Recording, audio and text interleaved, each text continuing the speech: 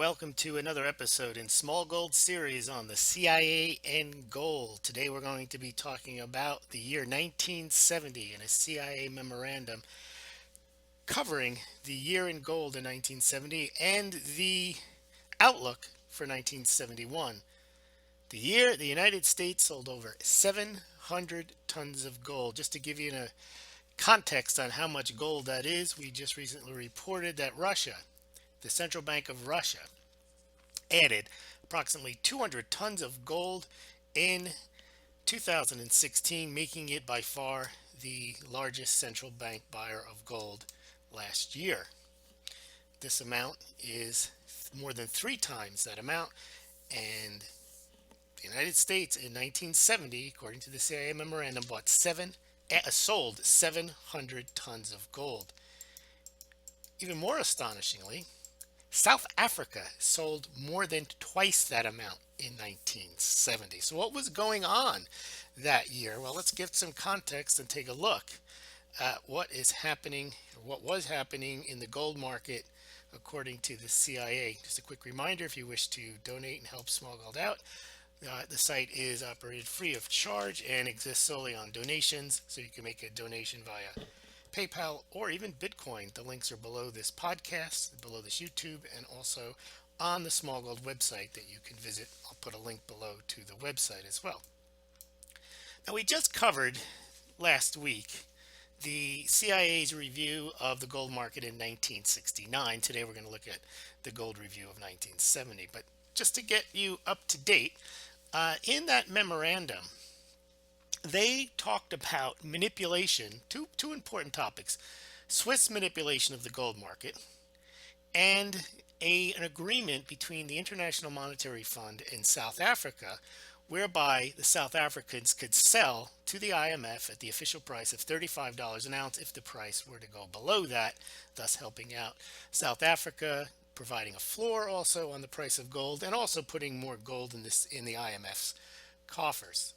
And the IMF did buy a substantial amount of gold in 1969 from South Africa, but they bought even more in 1970, as we shall see.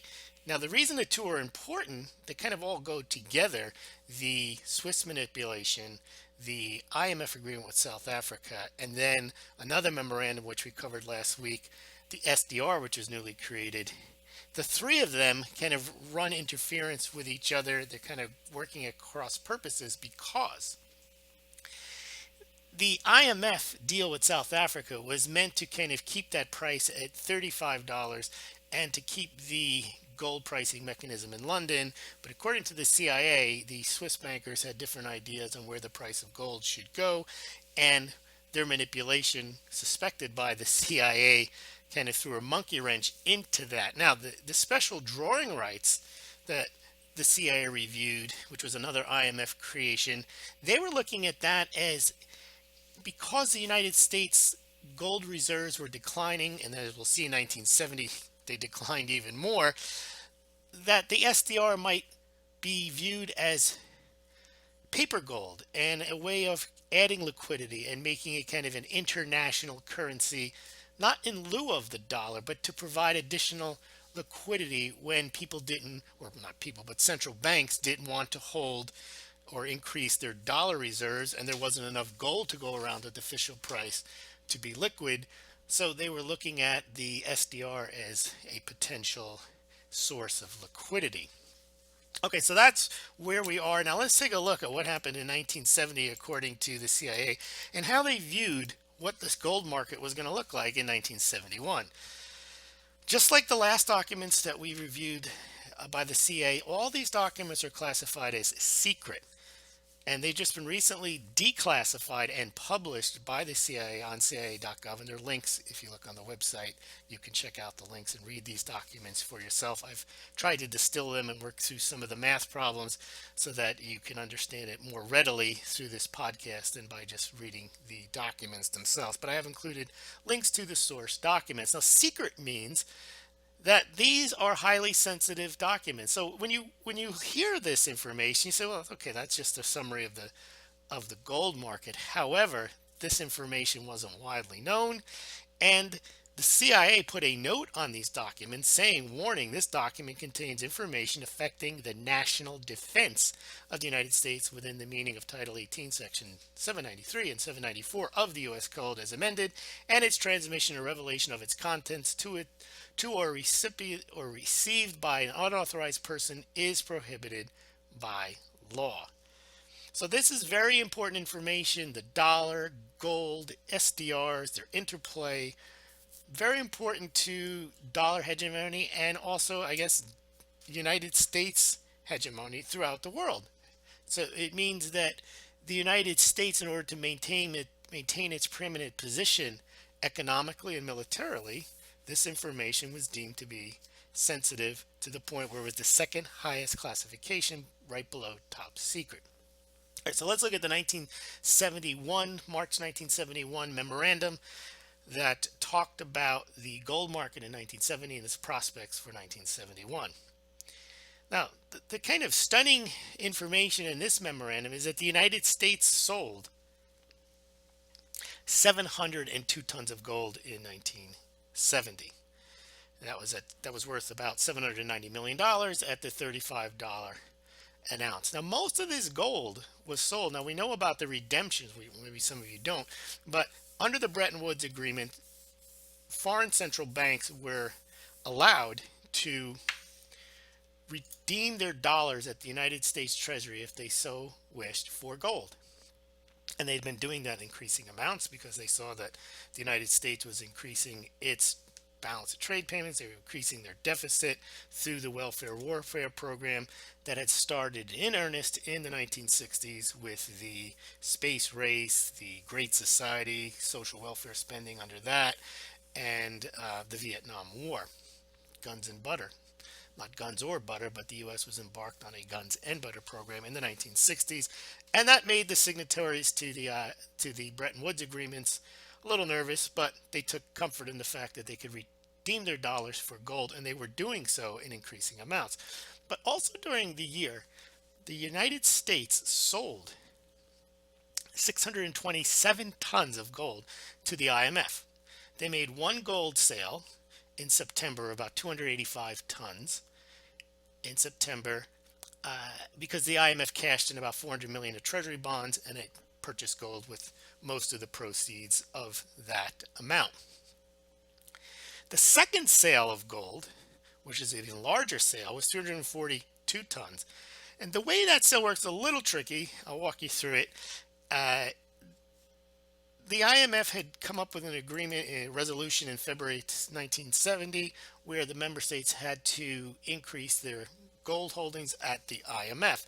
So the United States was going to put in a certain amount to increase its holdings, but it also put in more than was required because, in effect, it acted as a gold supplier for other countries who also needed to increase their amounts to cover their tranche increases to comply with the IMF resolution.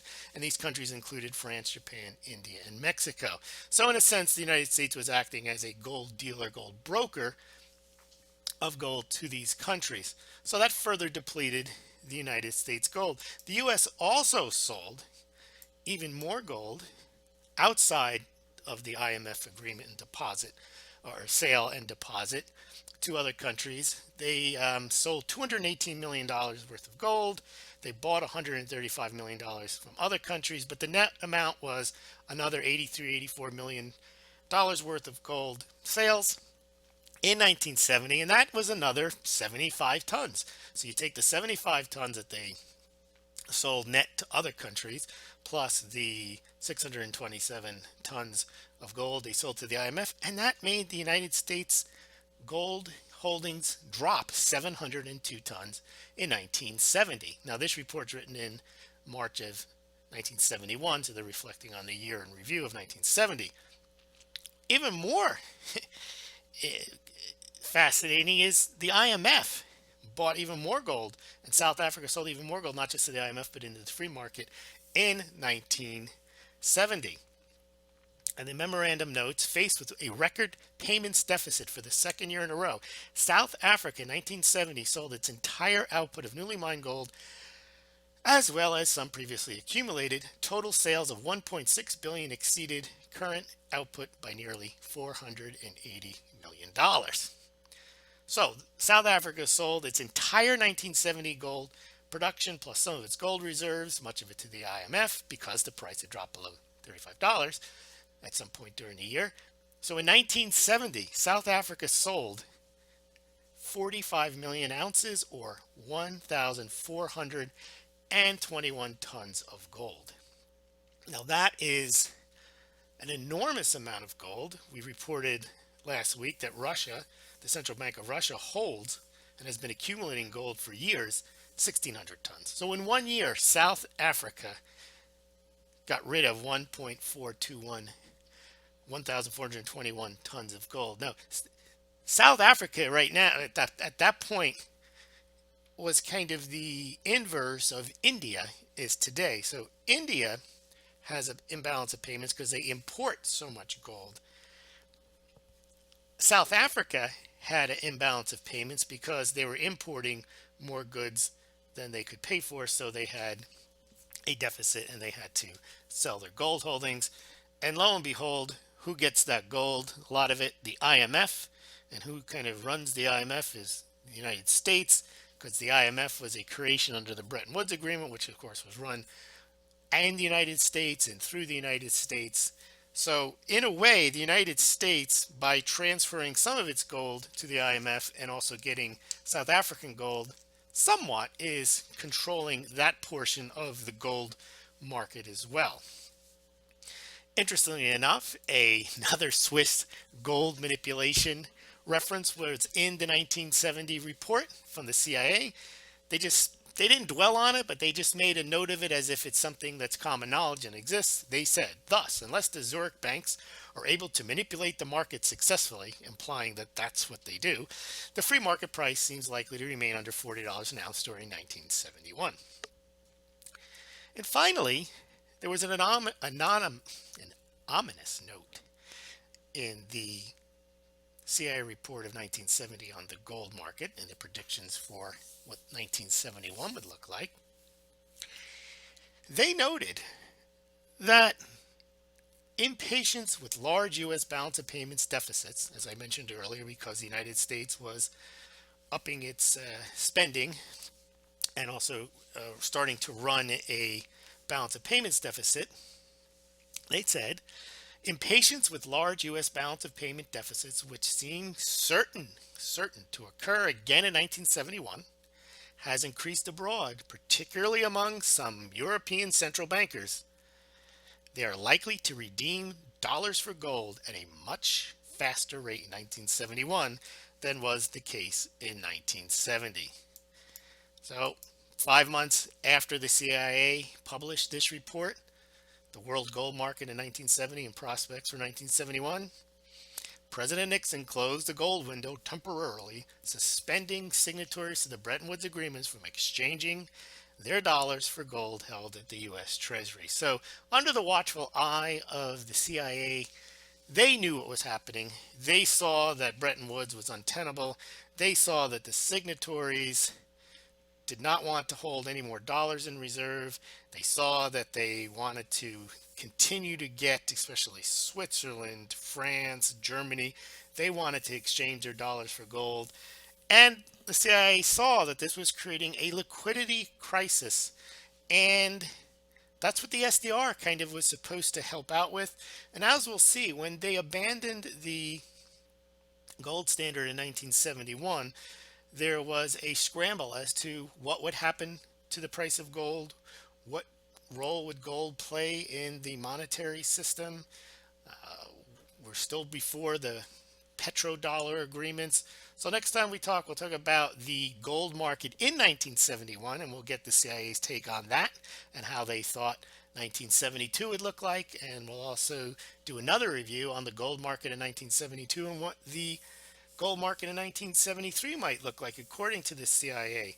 So if you're interested in more of this, please check out the playlist below, the CIA and gold. You can see all the series of reports on the CIA and gold, and also check out the last episode when the CIA suspected gold market manipulation. Thank you very much for listening.